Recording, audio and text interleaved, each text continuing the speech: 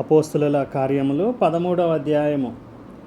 అంతియోకియాలోనున్న సంఘములో బర్నబా, నిగేర అనబడిన సుమియోను, కురేనీయుడైన లూకియా, చతుర్థాధిపతి అయిన హేరోదుతో కూడా పెంచబడిన మనయేను, సౌలు అను ప్రవక్తలను బోధకులను ఉండిరి.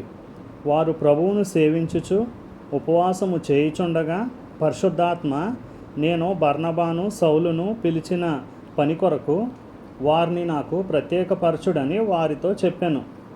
అంతటా వారు ఉపవాసముండి ప్రార్థన చేసి వారి మీద చేతులుంచి వారిని పంపిరి. కాబట్టి వీరు పరిశుద్ధాత్మ చేత పంపబడిన వారై సెలూకయాకు వచ్చి అక్కడి నుండి ఓడ ఎక్కి కుప్రాకు వెళ్ళిరి. వారు సలమీలో ఉండగా యూదుల సమాజ మందిరములలో దేవుని వాక్యము ప్రచురించుచుండిరి. యోహాను వారికి ఉపచారము చేయువాడై ఉండెను. వారు ఆ ద్వీపమందంతటా సంచరించి పాపు అను ఊరికి వచ్చినప్పుడు గారడీవాడును అబద్ధ ప్రవక్తయునైన బర్యేసు అను ఒక యూదుని చూచిరి. ఇతడు వివేకము గలవాడైన సెర్గీ పౌలు అను అధిపతి యొద్ద నుండెను. అతడు బర్నబాను సౌలును పిలిపించి దేవుని వాక్యము వినగోరెను. అయితే ఎలుమ ఆ అధిపతిని విశ్వాసము నుండి తొలగింపవలెనని యత్నము చేసి వారిని ఎదిరించెను. ఎలుమ అను పేరునకు గారడీవాడని అర్థము. అందుకు పౌలు అనబడిన సౌలు పరిశుద్ధాత్మతో నిండిన వాడై అతని తేరి చూచి, సమస్త కపటముతోనూ సమస్త దుర్మార్గముతోనూ నిండినవాడా, అపవాది కుమారుడా, సమస్త నీతికి విరోధి, నీవు ప్రభు యొక్క తిన్నని మార్గములు చెడగొట్టుట మానవా? ఇదిగో ప్రభు తన చెయ్యి నీ మీద ఎత్తి ఉన్నాడు. నీవు కొంతకాలము గ్రుడ్డివాడవై సూర్యుని చూడకుందువని చెప్పెను. వెంటనే మబ్బును చీకటియు అతని కమ్మెను. గనుక అతడు తిరుగుచు ఎవరైనా చెయ్యి పట్టుకుని నడిపింతురా అని వెదకుచుండెను. అంతటా అధిపతి జరిగిన దానిని చూచి ప్రభు బోధకు ఆశ్చర్యపడి విశ్వసించెను. తరువాత పౌలును అతనితో కూడా ఉన్నవారును ఓడ ఎక్కి పాపు నుండి బయలుదేరి పంపులియాలోనున్న పెర్గేకు వచ్చిరి. అచట యోహాను వారిని విడిచిపెట్టి యెరూషలేమునకు తిరిగి వెళ్ళెను. అప్పుడు వారు పెర్గే నుండి బయలుదేరి పిసిదియాలోనున్న అంతియోకియాకు వచ్చి విశ్రాంతి దినమందు సమాజ మందిరములలోనికి వెళ్ళి కూర్చుండిరి. ధర్మశాస్త్రమును ప్రవక్తల లేఖనములను చదివిన తరువాత సమాజ మందిరపు అధికారులు, సహోదరులారా, ప్రజలకు మీరు ఏదైనా బోధవాక్యము చెప్పవలెనని ఉన్న ఎడల చెప్పుడని వారికి వర్తమానము చేసిరి. అప్పుడు పౌలు నిలువబడి చేసైగ చేసి ఇట్లనెను, ఇశ్రాయేలీలారా, దేవునికి భయపడువారులారా, వినుడి. ఇశ్రాయేలను ఈ ప్రజల దేవుడు మన పితరులను ఏర్పరచుకొని వారు ఐగుప్తు దేశమందు పరదేశులై ఉన్నప్పుడు ఆ ప్రజలను హెచ్చించి తన భుజబలము చేత వారినక్కడ నుండి తీసుకుని వచ్చి ఇంచుమించు 40 ఏండ్ల మట్టుకు అరణ్యంలో వారి చేష్టలను సహించెను. మరియు కనాను దేశంలో 7 జాతుల వారిని నాశనం చేసి వారి దేశములను వీరికి స్వాస్థ్యముగా పంచి ఇచ్చెను. ఇంచుమించు 450 సంవత్సరములు ఇట్లు జరిగెను. అటు తర్వాత ప్రవక్త అయిన సమూయేలు వరకు ఆయన వారికి న్యాయాధిపతులను దయచేసెను. ఆ తరువాత వారు రాజు కావాలనని కోరగా దేవుడు బెన్యామీను గోత్రీయుడును కీషు కుమారుడునైన సౌలును వారికి 40 ఏండ్ల వరకు దయచేసెను. తరువాత అతనిని తొలగించి దావీదును వారికి రాజుగా ఏర్పరచెను. మరియు ఆయన, నేను యెషయి కుమారుడైన దావీదును కనుగొంటిని. అతడు నా ఇష్టానుసారుడైన మనుష్యుడు. అతడు నా ఉద్దేశములన్నీ నెరవేర్చునని చెప్పి అతనిని గూర్చి సాక్ష్యమిచ్చెను. అతని సంతానము నుండి దేవుడు తన వాగ్దానము చొప్పున ఇశ్రాయేలు కొరకు రక్షకుడగు యేసును పుట్టించెను. ఆయన రాకముందు యోహాను ఇశ్రాయేలు ప్రజలకందరికీ మారు మనస్సు విషయమైన బాప్తిస్మము ప్రకటించెను.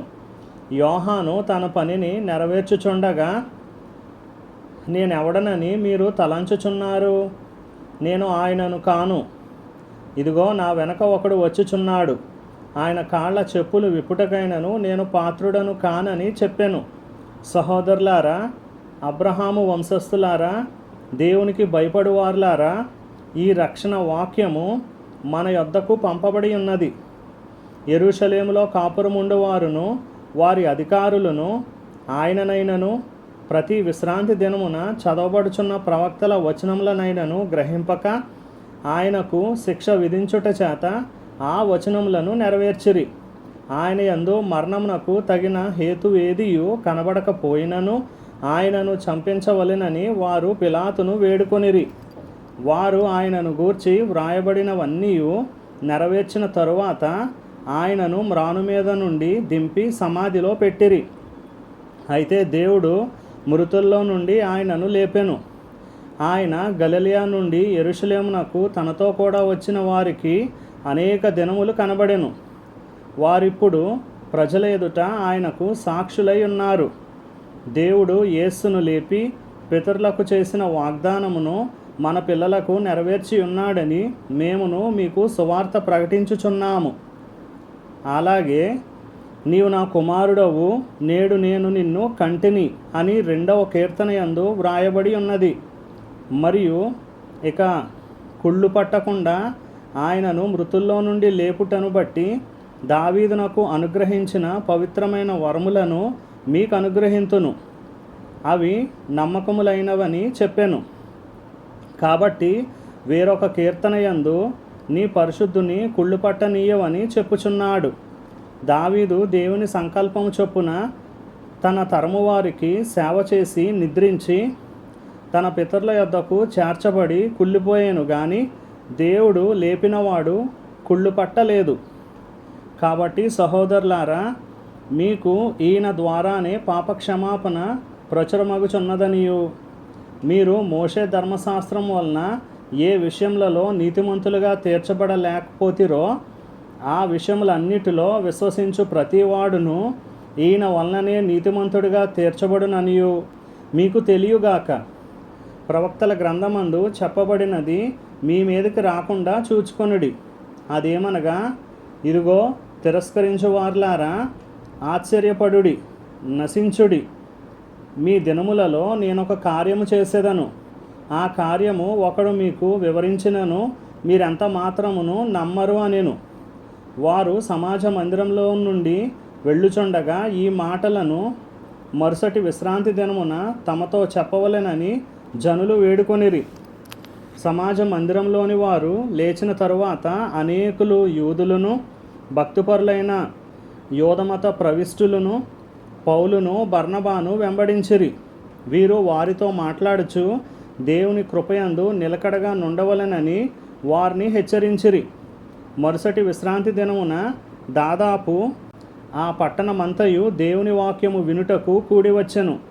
యూదులు జనసమూహములను చూచి మత్సరముతో నిండుకొని దూషించుచు పౌలు చెప్పిన వాటికి అడ్డము చెప్పిరి. అప్పుడు పౌలును బర్నబాయు ధైర్యముగా ఇట్లనిరి, దేవుని వాక్యము మొదట మీకు చెప్పుట ఆవశ్యకమే. అయినను మీరు దానిని త్రోసివేసి మిమ్మును మీరే నిత్యజీవమునకు అపాత్రులుగా ఎంచుకొనుచున్నారు. గనుక ఇదిగో మేము అన్యజనుల యొద్దకు వెళ్ళుచున్నాము. ఏలయనగా నీవు భూదిగంతముల వరకు రక్షణార్థముగా ఉండునట్లు నిన్ను అన్యజనులకు వెలుగుగా ఉంచి ఉన్నాను అని ప్రభువు మాకు ఆజ్ఞాపించెననిరి. అన్యజనులు ఆ మాట విని సంతోషించి దేవుని వాక్యమును మహిమపరిచిరి. మరియు నిత్య జీవమునకు నిర్ణయింపబడిన వారందరూ విశ్వసించిరి. ప్రభు వాక్యము ఆ ప్రదేశం అందంతటా వ్యాపించెను. గాని యూదులు భక్తి మర్యాదలు గల స్త్రీలను ఆ పట్టణపు ప్రముఖులను రేపి పౌలునకును బర్నబాకును హింస కలుగజేసి వారిని తమ ప్రాంతముల నుండి వెళ్ళగొట్టిరి. వీరు తమ పాదధూళిని వారి తట్టు దులిపివేసి ఈకోనియాకు వచ్చిరి. అయితే శిష్యులు ఆనందభరితులై పరిశుద్ధాత్మతో నిండిన వారైరి.